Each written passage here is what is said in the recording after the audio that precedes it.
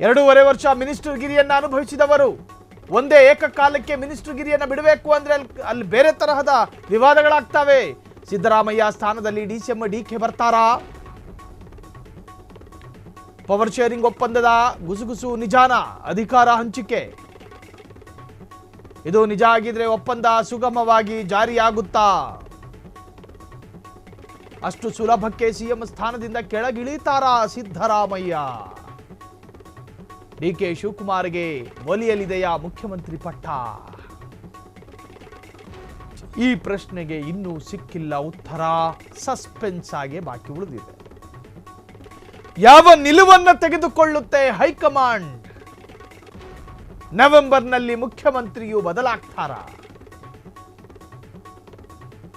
ಸಿದ್ದರಾಮಯ್ಯ ಸ್ಥಾನದಲ್ಲಿ DCM DK ಬರ್ತಾರ?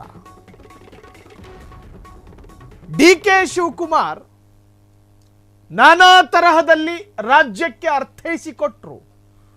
ನಾನು ಈ ಪಕ್ಷದಲ್ಲಿ ಅನುಭವಸ್ಥ, ನಾನು ಈ ಪಕ್ಷದಲ್ಲಿ ನಿಷ್ಠಾವಂತ, ಪಕ್ಷಕ್ಕಾಗಿ ಜೈಲು ಸೇರಿದವನು, ಬೇರೆ ಬೇರೆ ಆಯಾಮಗಳಲ್ಲೆಲ್ಲ ಅವರಲ್ಲೂ ಸಿಎಂ ಸ್ಥಾನದ ಆಸೆ ಇರೋದನ್ನ ಅರ್ಥ ಮಾಡಿಕೊಟ್ರು. ಆದರೆ ಅದಕ್ಕಂತ ಒಂದು ಸಮಯ ಬೇಕು, ಅದಕ್ಕೊಂದು ಸಂದರ್ಭ ಬೇಕು.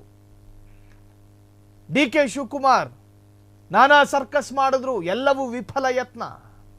ಸಿದ್ದರಾಮಯ್ಯರ ವಿರುದ್ಧ ಮೂಡ ಎನ್ನುವಂತಹ ದೊಡ್ಡ ಸೈತಾನ್ ಛೂ ಬಿಡಲಾಯಿತು. ಆ ಸಂದರ್ಭದಲ್ಲೇ ರಾಜೀನಾಮೆ ಕೊಟ್ಟು ಸೈಡಿಗೆ ನಿಂತ್ಕೊಳ್ಳಲಿಲ್ಲ. ನನ್ನ ಮೇಲಿರುವ ಕಳಂಕ ನಿವಾರಣೆಯಾದ ನಂತರವೇ ನಾನು ಸಿಎಂ ಸ್ಥಾನವನ್ನ ಅಲಂಕರಿಸ್ತೀನಿ ಅಂತ ಹೇಳಿ ಬದಿಗೆ ಸರಿದು ನಿಲ್ಲಲಿಲ್ಲ ಸಿದ್ದರಾಮಯ್ಯ.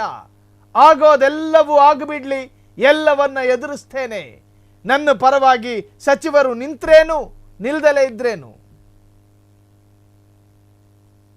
ಆ ಸಂದರ್ಭದಲ್ಲೇ ಗಟ್ಟಿತನವನ್ನ ತೋರ್ಪಡಿಸಿದ್ದ ಸಿದ್ದರಾಮಯ್ಯ ಡಿಕೆ ಶಿವಕುಮಾರ್ ಅವರಿಗೆ ಬಿಟ್ಟು ಕೊಡ್ತಾರಾ ಸಿಎಂ ಸ್ಥಾನವನ್ನ?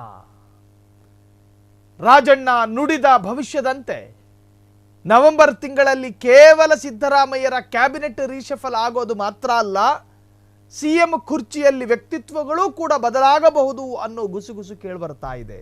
ಅದು ನಿಜಾನ? ಅಧಿಕಾರ ಹಂಚಿಕೆ ಮತ್ತೆ ಮುನ್ನೆಲೆಗೆ ಬರುತ್ತಾ? ದಿಲ್ಲಿಯಿಂದ ಬಂತು ಅತಿ ಸ್ಫೋಟಕವಾದಂತಹ ಸುದ್ದಿ. ಹಾಗಾದ್ರೆ ನವೆಂಬರ್ ತಿಂಗಳಲ್ಲಿ ಕ್ರಾಂತಿ ಸೃಷ್ಟಿಯಾಗುತ್ತಾ? ಡಿಕೆ ಶಿವಕುಮಾರ್ ಅವರಿಗೆ ಸಿಎಂ ಸ್ಥಾನ ಸಿಗುತ್ತಾ?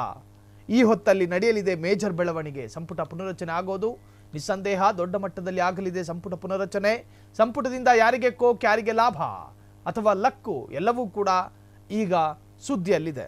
ನವೆಂಬರ್ನಲ್ಲಿ ಮುಖ್ಯಮಂತ್ರಿಯು ಬದಲಾಗ್ತಾರೆ ಎನ್ನುವಂತಹ ಮಾತು ಕೇಳಿ ಬರ್ತಾ ಇದೆ. ಸಿಎಂ ಸಿದ್ದರಾಮಯ್ಯನವರು ತಮ್ಮ ಸ್ಥಾನವನ್ನ ಡಿಕೆ ಶಿವಕುಮಾರ್ ಅವರಿಗೆ ಬಿಟ್ಟು ಕೊಡಬೇಕಾದ ಪರಿಸ್ಥಿತಿ ಎದುರಾಗುತ್ತಾ?